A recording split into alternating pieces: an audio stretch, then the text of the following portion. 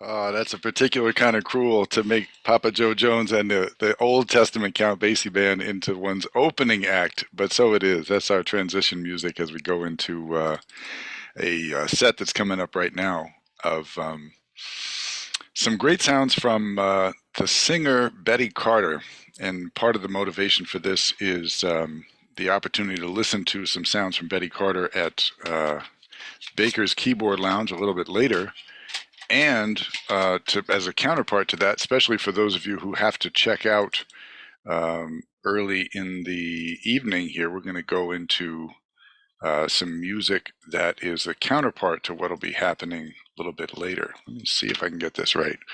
Once upon a time, Betty Carter toured the world singing with most of the time a piano, bass, and drums trio in support. Her music had a special shape to it in the vocal lines and a very special shape to the way that she made, may I say, flexible demands, or demanded flexibility is probably a better way to say it, from her accompanists.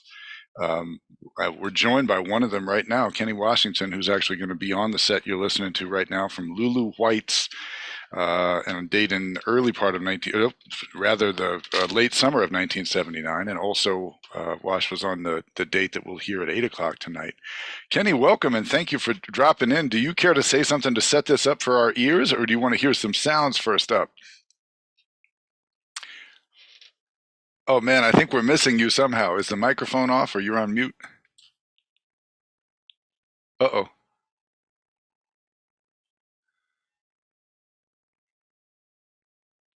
Uh-oh.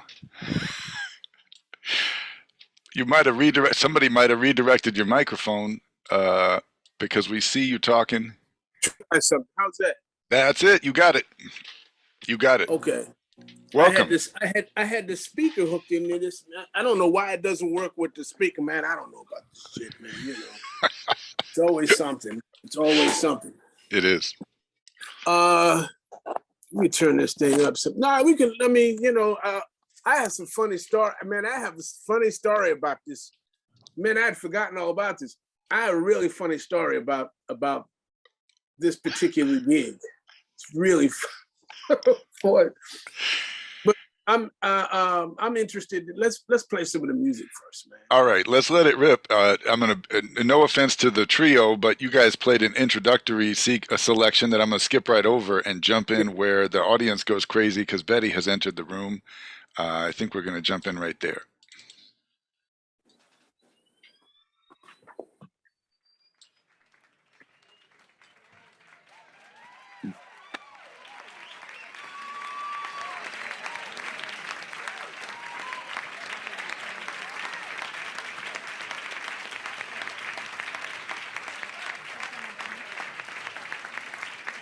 Thank you. Oh, wow.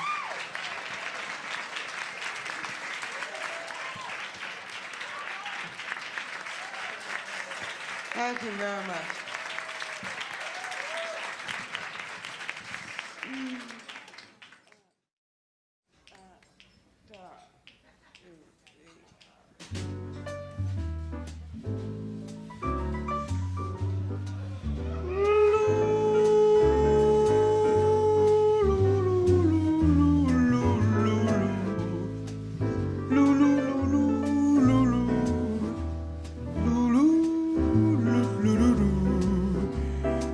Kenny Washington.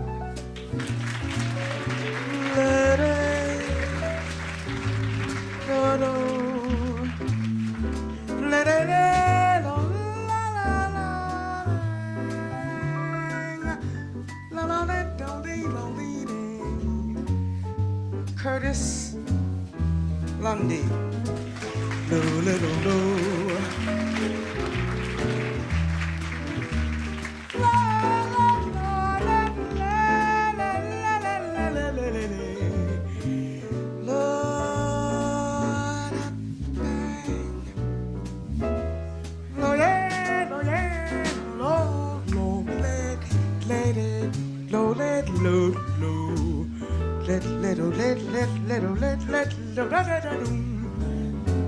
John Hicks.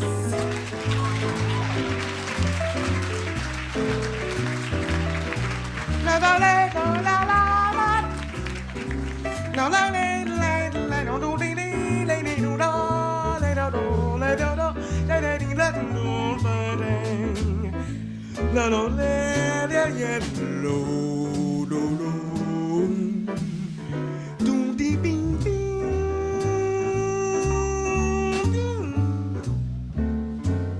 bing I ba la la la la do.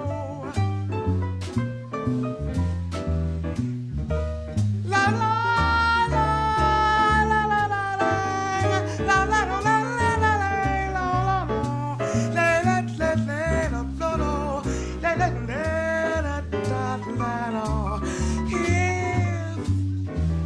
they asked me I could write a book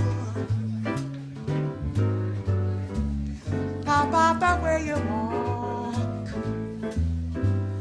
and whisper and look. I could write a preface on how we met. Then the world would never forget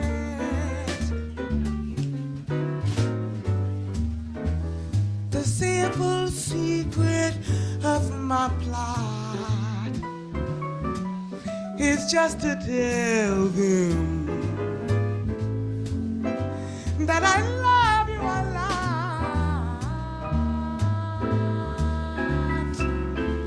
The world discovers how small bookends that make two lovers, how to make two lovers a free.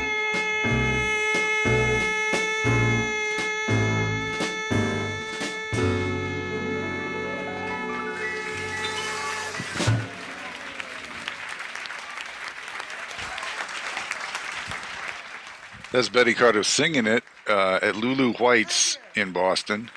She introduced the band, John Hicks on piano, Curtis Lundy on bass, Kenny Washington playing the drums. Let's see. This is a new one.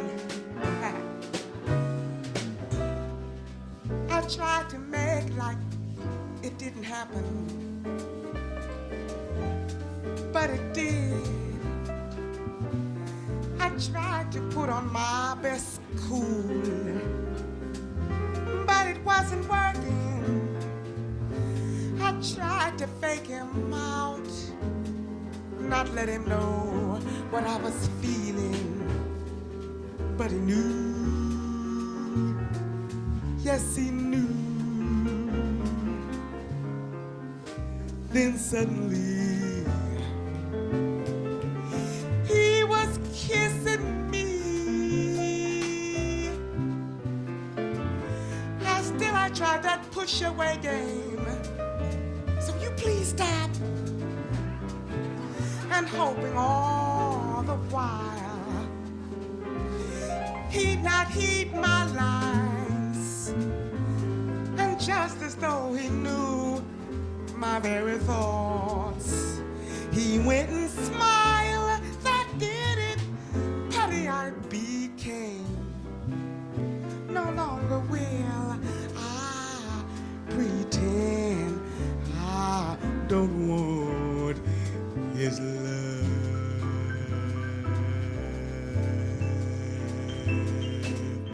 Do-do-dee-dee-dee-dee.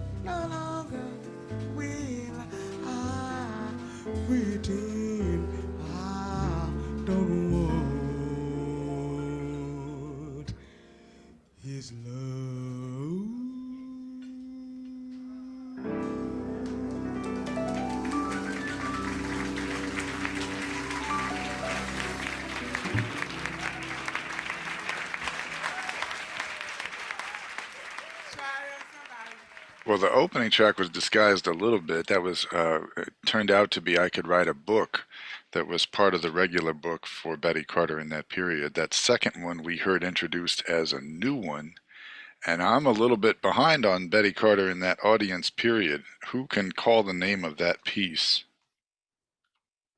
Oh man, what did I do? Fumbling around with this stuff. That's all right. That's all right. Welcome to all, and especially to those who, anybody at this gig, other than Kenny, at this show at Lulu White, September the 20th of 1979. This is a Boston institution. Yeah. We're lucky enough to time travel there thanks to a pretty great recording that was made by some great engineers on location. Just to call their names once tonight, Will Morton was the taper, and the late Steve Izzy is the mixer, I guess, or the transfer engineer through whose work we're hearing it tonight. So bravo to them. Hey, bravo to that drummer. It's no easy task playing with Betty Carter. Oh boy. What can you tell us about the experience, Mr. Washington? Well, you had to be on it all the time. You know, she was amazing. You know, we had enough music where we could actually play 6 sets in a night with all different music. And you had to be sharp on all those arrangements. You know, she would practice something, work it out, and you figure on the next gig, those are going to be the first tune she plays. Right. Now, doesn't play, she says, okay, well, maybe the next set. Okay, didn't happen. So, all right, well, it'll be the next night. They don't say anything to her about it, you know. Next night, nothing. So then, okay, after about a week or two, you forget about those tunes that you rehearse, and then she'll start calling them, and you better know them. Was there such a thing as a set list written down, or was it all tune by tune? You were just going to listen to what she gave you when she turned around during the applause? Yeah, that's what it was. Yeah. And, you know, she was great because she was into feeling each audience. She might have in mind what she wanted to do, but then when she would hit the stage, she could feel that audience and completely change what she had in mind to do. She might have mentioned it during the, you know, in the backstage or in the dressing room, you know, but then she gets out there, the audience feels a certain way. She's the only person I know that could start, at least a vocalist that I know she could start the set with a ballad and work her way up from there. And by the end of the set, the audience is going completely crazy, you know. Yeah. But I'll tell you a funny story, man, about this gig. Yeah. Back in those days, they had the shuttles. I guess it was Eastern Airlines, whatever, they'd have the shuttles. 45 minutes on the plane. Right. So anyway, we traveled from New York to Boston. And in those days, somebody could meet you right at the gate. This is before all the security stuff. So we get off the plane, and I never knew what happened to this guy. I have no idea whatever happened to him. But this guy met us at the gate where we were getting off. His name was Chester English. That was his name. What happened to him? But I don't know, man. Betty, just from Jump Street, didn't like this guy. You know, I mean, there was no reason for her. You know, this guy, he was nice. You know, he was just trying to get us. Now he's picking us up and taking us to the venue and then to the hotel. He was nice enough, cat, you know, but somehow or another, I don't know, she had a hair up her butt about this guy. She didn't like this guy at all. So anyway, we load the stuff in. Man. So she decides she's gonna go to the club first. We get to the club, and so then the first thing out of her mouth is, well, where's the dressing room? Oh, Miss Carter, we have a dressing room in the suite. We have a dressing room that's in the suite. It's right next to the club. You just have to go up on the elevator to the 6th floor, and it's a suite. So she looked at him, didn't say anything. So now all she had to do, now this must have been, this happened about September, October, as I can remember. Yes, yeah. It was around in that period. So it still wasn't too cold. It wasn't, all she had to do was go out the door of the club, and this was like a suite or something. It's really nice. You go out the door, you go right into the next door, hit the elevator, boom, you're going up to the 5th floor, big suite. So we all went up there. It was really nice. Man, she came back downstairs. She came back downstairs and went off on this guy. She went completely nuts on this cat about because there was no dressing room in the club. Yes. She went completely nuts, went off on this dude, right? She's yelling at him, and this guy standing there shaking in his boots, man. So we did the gig that night. Now we were there for about a week. And you know what? There was another guy there. I think he was like a prominent African-American and one of the first African-American chefs. He had been around up in Boston for years. He was the chef at that club, and he loved musicians, man. He loved musicians. And he would say, hey, man, he would bring you a big plate of food, man, to take back to the hotel. He was great, man. They told me he died, a number of years ago, but he was a nice cat. Anyway, so I would go in there and he would say, hey, man, come back during the day, man, and I'll feed you. This was like club. Lulu Wise was a big club. So come on in and I'll feed you during the day, man. Come in anytime you want. Mm-hmm. So about the 3rd or 4th day, I come in there and I hear zzz, zzz, zzz, zzz, zzz, pat, pat, pat, pat, pat, pat. I'm hearing like this construction noise, and zzz, moving stuff.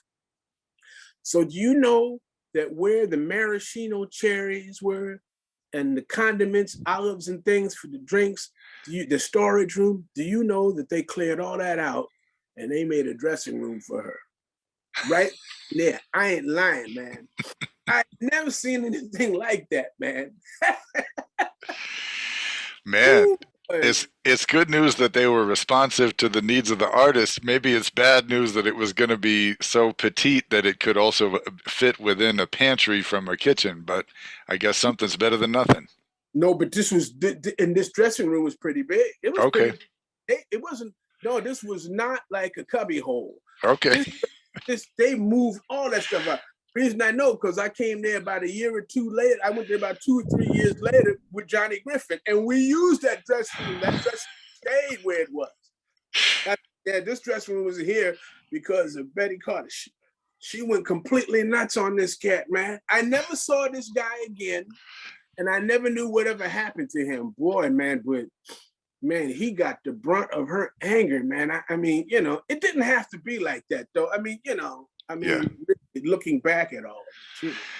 Well, she knew what she wanted. Charlie English was the fellow's name. Let me bump in a couple of questions, Wash, since you're being so kind to share some stories with us.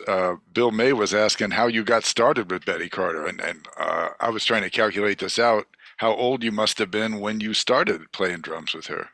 I started playing drums with her when I was 19. I was 19, man. Yeah, I was 19, and there was this. Well, I saw her, man, a number of years before that in New Jersey. And Clifford Barbaro was playing with her. This was an outdoor. I was playing with this singer, and the singer found out that Betty was going to be on the same bill with her. She flipped out. She did about 2 or 3 numbers, and that was it. And I still got paid. But anyway, so I hung around to see the rest of the concert. And when I saw Betty, I said, man, I want to play with her one day. Because the arrangements and everything, I mean, the arrangements were involved. Stuff was always happening, man. And I wanted to work with her then. Yeah. So a few years, I was about 16 then. So I don't know, when I was about 19, I started doing a lot of Jazzmobiles. thank goodness to Dave Bailey. I was doing a lot of Jazzmobiles. And there was a guy in the Jazzmobiles. Jazzmobiles, for those of you who do not know, is like this float that, you know, it's like a parade float.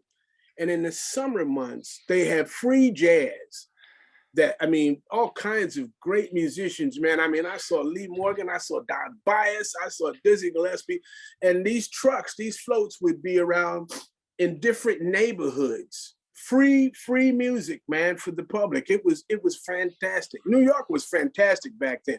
Anyway, I was playing on those Jazzmobiles, and there was a guy that would set up set up the float and everything, and somehow or another, it would be like about 4 or 5 of these floats in different boroughs. One in Queens, one in maybe a few in Brooklyn, few in Manhattan, and it just so happened that this guy's name was Big George.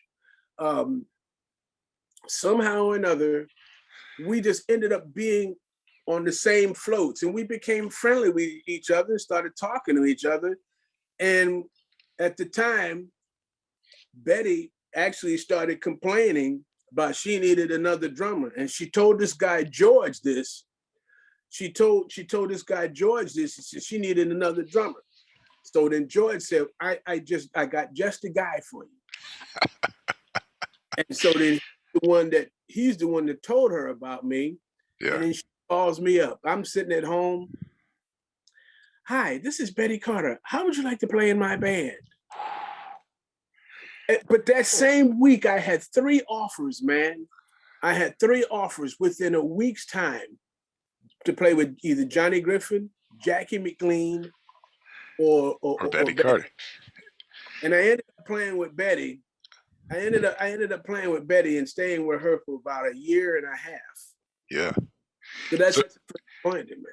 Yeah, you must have been developed on the gig for at least 1 year, for most of that time by the time of the show that we're listening to right now. We're going to save some of the, I hope, save some good commentary for the later set that's going to kick off in about 2 hours.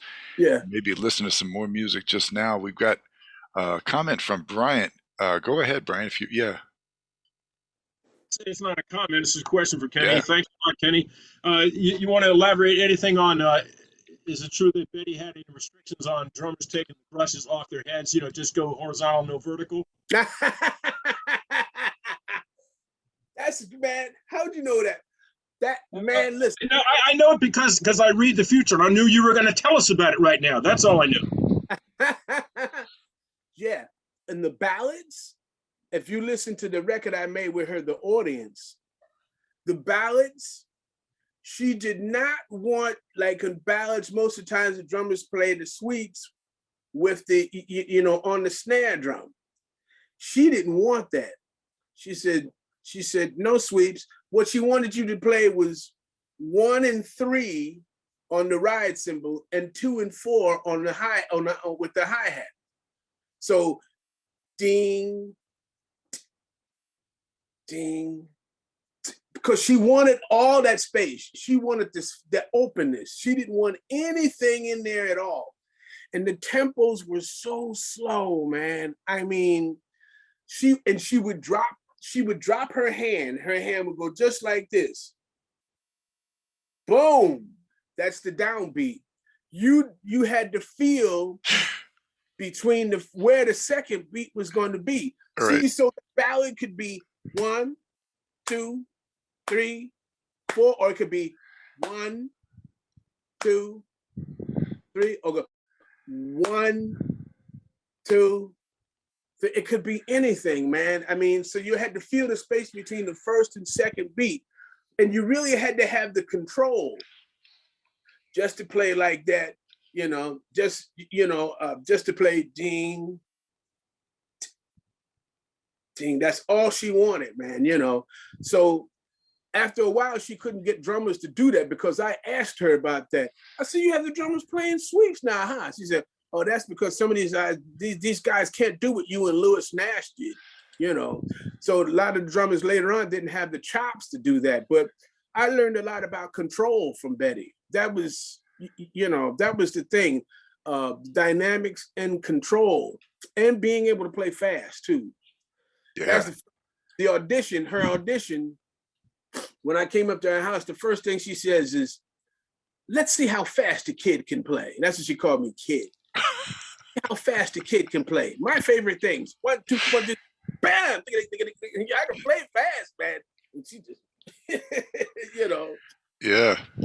You know, you guys can tell I haven't really, this transfer just came out of our transfer lab and I haven't even reviewed it. So we're listening to this whole show from Lulu White's together, which I can, about which may be a direct tie into what you just said, Kenny, because the next track is under 2 minutes. I wonder what that's going to be. It could well be my favorite things, but this is the same band to tie it into the record you just mentioned. Same record that, or same band that made the recording called The Audience with Betty Carter. That was still about 3 months in the future at the time of this performance in Boston at Lulu White's in 1979.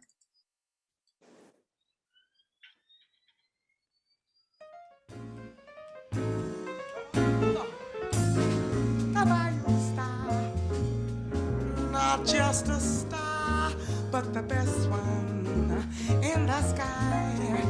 You'll have a cloud to sleep on, a cloud as light as an angel's sigh, a fine silver chain made from the rain of a summer afternoon.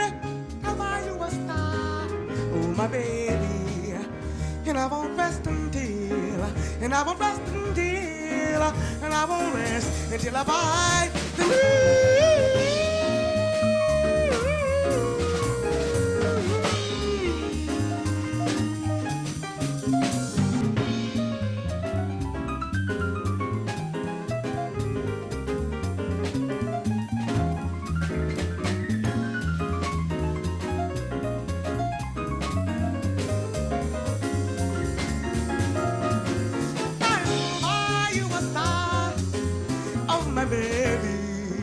And I won't rest until, and I won't rest until, and I won't rest until I buy the moon. I'll buy you a summer, darling, and I won't rest, and I won't rest, and I won't rest until I buy, until I buy the moon.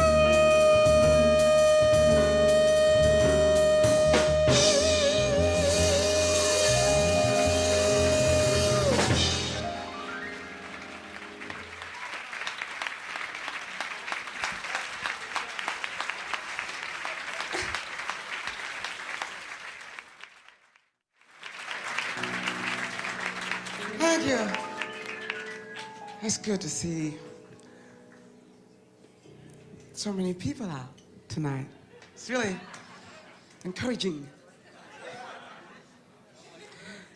You know, yeah, you know. But just in case you're hanging out tonight with someone you shouldn't be with, and you get caught.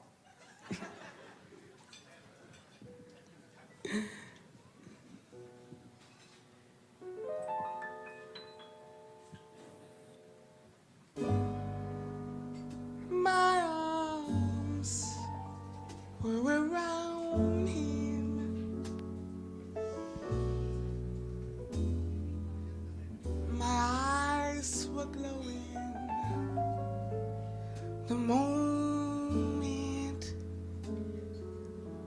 was tender. The music was low.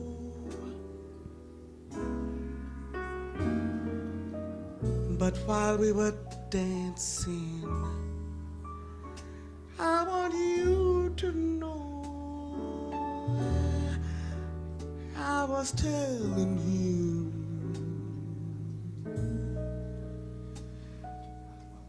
about you. He kept coming closer. The magic was there. He wore an expression that made people stare. He loved looked so romantic.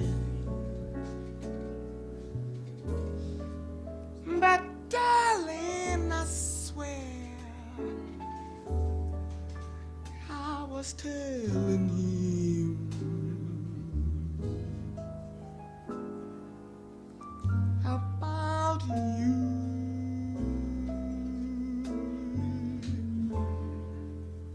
When you passed by and you caught my eye,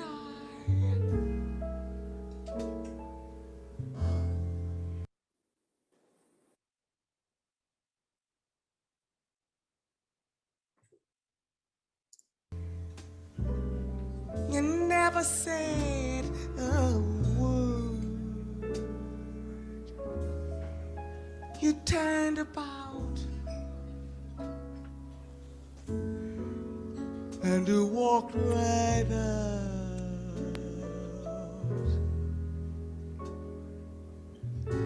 Oh, the silence was the loudest I ever heard. Come back to me, darling.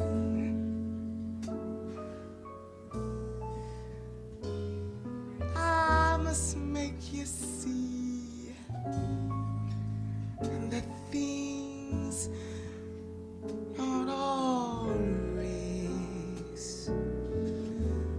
what they seem to be. That man in my arms, he meant nothing to me.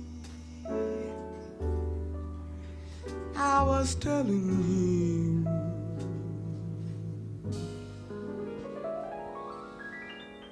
about you.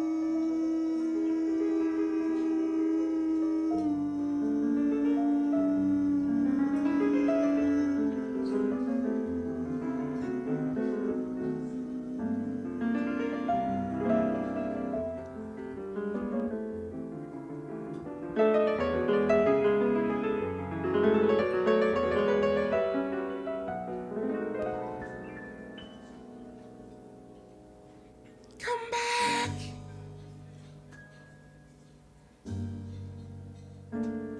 to me.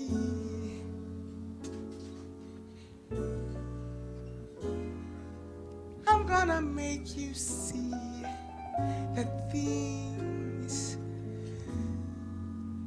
aren't always what they seem to be. That man in my arms, he meant nothing. He meant nothing. I was telling him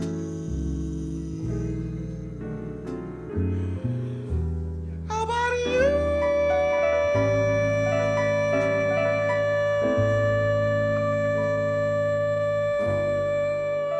I was telling him.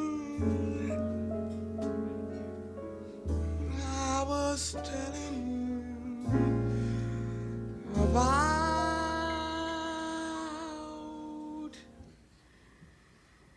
you.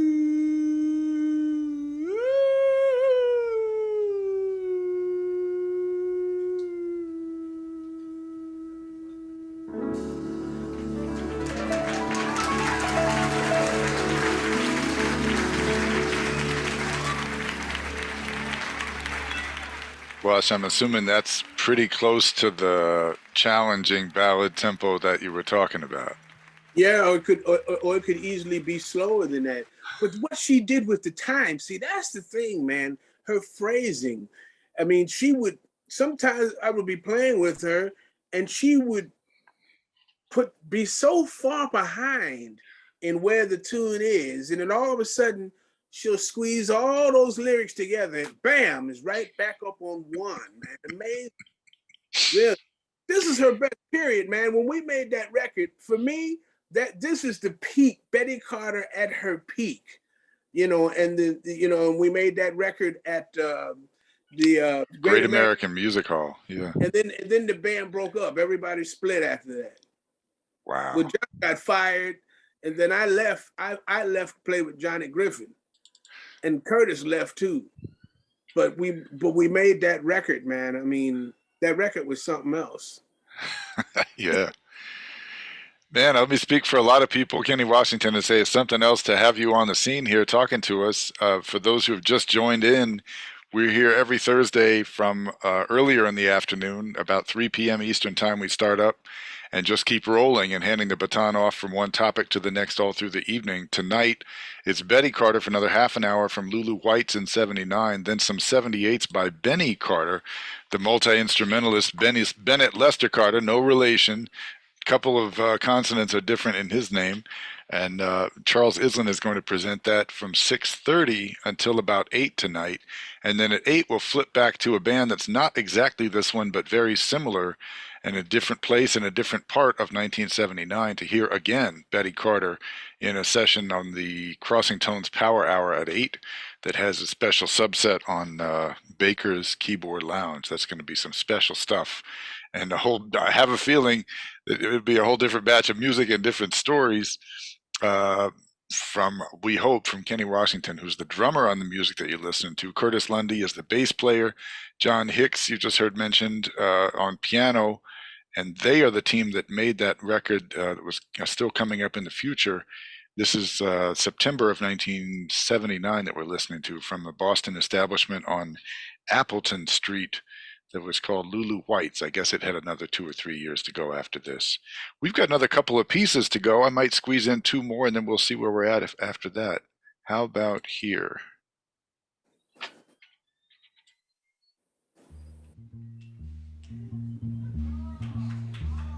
Yeah, I've been trying to make a hit out of it. Help.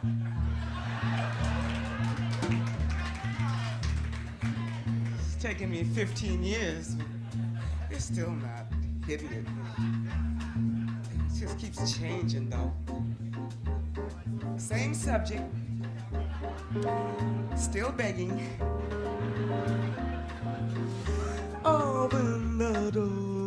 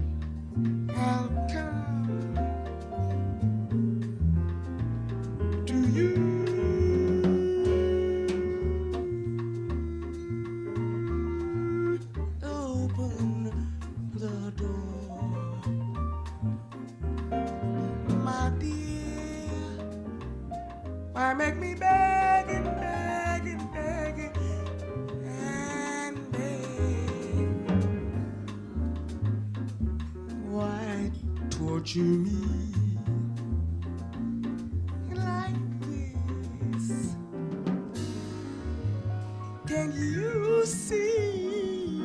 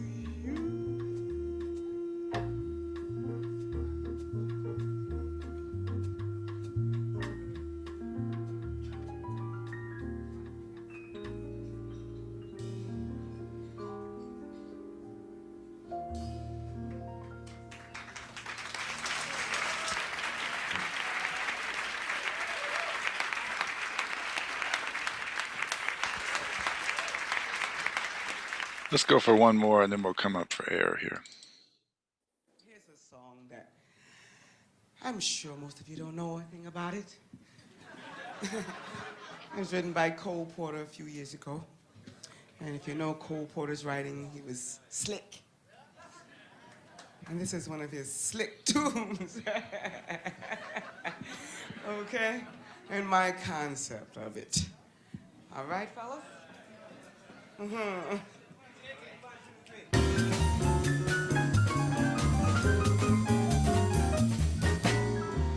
Most gentlemen that don't like love, they just like to kick it around. Most gentlemen that can't take love, 'cause most gentlemen can't be Cole Porter profound. As Madame Sappho in some sonnet said, a slap and a tickle is all that fickle male ever has in his head. Most gentlemen don't like love. I've been in love, so I know what I'm talking of. And all to my woe, I have found you just like to kick it around. So just remember, girls, when you get that glance, a romp and a quickie is all little Dickie means when he speaks of romance. Most gentlemen don't like love. They just like to kick it around. I'm sorry, ladies, but in every land, they're all the same. A pounce in the clover, and then when it's over, bye. What's your name, baby? Most gentlemen don't like love. They just like to kick it around. So, ladies, if your boyfriend some fine night should say, oh, I'll love you forever, and I'll part from you never.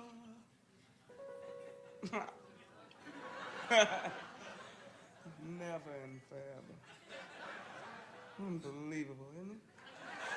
Don't you believe him? Ladies, you get your foot ready. You know what to do? Uh-huh. Right. Kick him.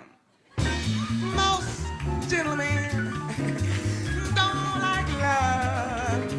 I've been in love, so I know what I'm talking of. And oh, to my woe, I have found you just like to kick it, yo. You just like to boot it a little. You just like to kick it around, around, around, around, around.